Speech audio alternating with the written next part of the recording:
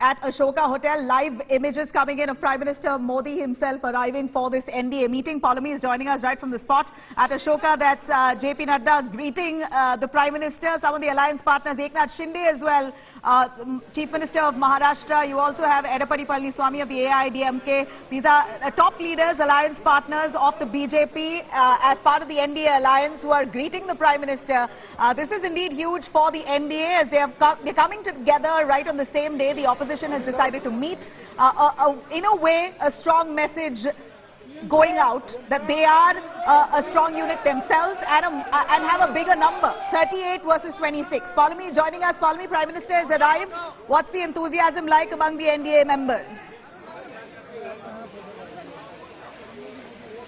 That's right. We can report that the Prime Minister has arrived at the venue right now at the Ashoka Hotel in Delhi, where that NDA meeting, like I said, is to shortly convene. So the Prime Minister over there being greeted by NDA allies, in fact, who lined up to welcome the Prime Minister. That included, of course, BJP President JP Nadda and allies, which included Nephew Rio from Nagaland, as well as Eknath Shinde, Chief Minister of the state of Maharashtra, as well as Edapadi Palaniswamy, who also was there. Jitan Ram Manji was also there as well. So these are, of course, some of the allies of the BJP. The BJP, of course, showcasing its strength and muscle as it brings together alliance partners from 37 other parties to this one podium today in Delhi, basically flexing its muscle and saying that the NDA is not dead, that the NDA is very much alive. And while, of course, the opposition is forging an anti-Modi and anti-BJP bloc, as far as the NDA is concerned, they're firmly behind the Bharatiya Janata Party. So today, of course, is a conglomerate of some existing and some new allies who have joined and come together over here for this NDA meeting. So as far as NDA meetings go, Eknath Shinde and his faction of the Shiv Sena is attending one such NDA meeting for the first time. Same goes for Ajit Pawar and Praful Patel, who represent the Ajit Pawar faction of the NCP. Chirag Paswan, who formally joined and officially joined the NDA fold yesterday, is in fact part of this meeting as well.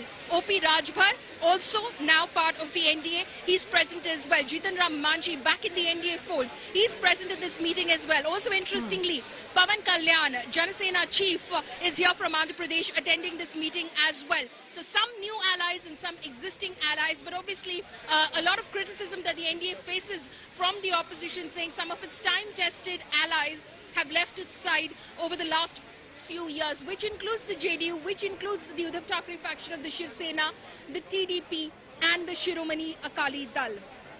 You know, it's very interesting to see that all of these alliance members are today in attendance, and the new entry, like you rightly said, is Chirag Paswan. So somehow it appears that Chirag Paswan is trying to rope in on board even his uncle. The LJP will be a strong addition to the NDA as an alliance partner because they've managed to win well in the 2019 Lok Sabha election. So the BJP is really hoping to embolden itself with the involvement of this new ally, or rather coming back to the NDA's fold. Now, at a time like this, when we're seeing the opposition unity itself strengthening on one end, on the other, the NDA scheduled a meeting right on the very same day that this was decided. Was this a deliberate attempt, or is this coincidental that the NDA also has its alliance meeting today itself around the same time?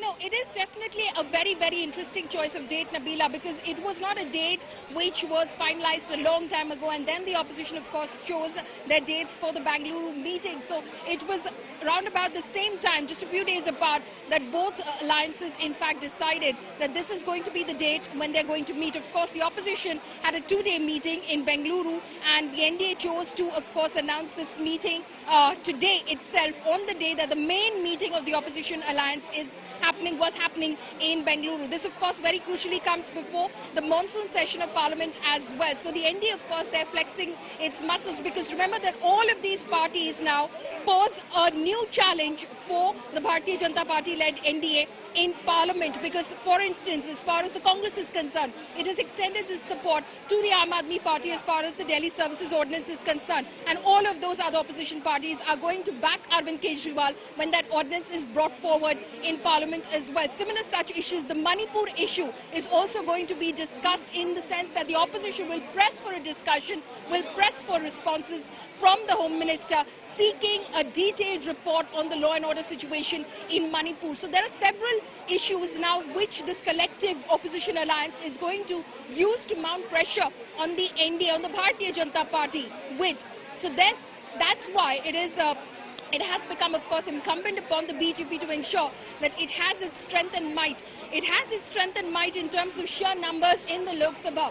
It cannot be defeated, the NDA, in terms of the numbers that it has in the Lok Sabha. But in the Rajya Sabha, there is obviously the challenge that it faces. The numbers balance is, the game, so to say, Nabila, is a very tightrope balancing act which is being done between the BJP-led NDA and the opposition as well. And that's when it will come into the picture, and very crucially so it will come into the picture when the Delhi Services Ordinance, which is going to be one of the big talking points of this monsoon session of Parliament, that is brought into the upper house of Parliament. So at a time that the opposition is forging its numbers to corner the BJP is hoping to flex some muscles and say, basically, that we're not dead, the NDA is not dead, we have our allies and partners, but the opposition, of course, countering it and saying, let's speak about that in Parliament. How many of these allies even have MPs in Parliament?